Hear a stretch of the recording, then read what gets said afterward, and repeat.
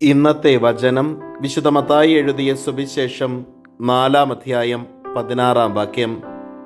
അന്ധകാരത്തിൽ സ്ഥിതി ചെയ്തിരുന്ന ജനങ്ങൾ വലിയ പ്രകാശം കണ്ടു. മരണത്തിൻ്റെ മേഖലയിലും നിഴലിലും വസിച്ചിരുന്നവർക്കായി ഒരു ദീപ്തി ഉദയം ചെയ്തു. കാരുണ്യവാനും സ്നേഹനിധിയുമായ നല്ല ദൈവമേ, അങ്ങേ തിരുസന്നിധിയിൽ ഞങ്ങളുടെ എല്ലാ പ്രാർത്ഥനകളെയും ചേർത്ത് വയ്ക്കുന്നു. ഈശോനാഥ, ഞങ്ങളുടെ ജീവിതങ്ങളിലേക്ക്, ഞങ്ങളുടെ ജീവിതത്തിൻ്റെ അന്ധകാര മേഖലകളിലേക്ക് നിൻ്റെ ദിവ്യമായ പ്രകാശം ചൊരിയുകയും ഞങ്ങളുടെ ജീവിതങ്ങളെ പ്രകാശപൂരിതമാക്കി മാറ്റുകയും ചെയ്യണമേ. അമ്മേ മാതാവേ, ഞങ്ങൾക്ക് വേണ്ടി മാധ്യസ്ഥം യാചിക്കണമേ. നമ്മുടെ കർത്താവ് ഈശോ മിശിഹായുടെ കൃപയും പിതാവായ ദൈവത്തിൻ്റെ സ്നേഹവും പരിശുദ്ധാത്മാവിൻ്റെ സഹവാസവും നാം എല്ലാവരോടും കൂടെ ഉണ്ടായിരിക്കട്ടെ, ഇപ്പോഴും എപ്പോഴും എന്നേക്കും.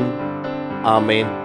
ഇന്നത്തെ നിയോഗം: പ്രകാശത്തിൻ്റെ മക്കളായി ജീവിക്കുവാനുള്ള കൃപയ്ക്ക് വേണ്ടി പ്രത്യേകം പ്രാർത്ഥിക്കുകയും പരിശ്രമിക്കുകയും ചെയ്യാം.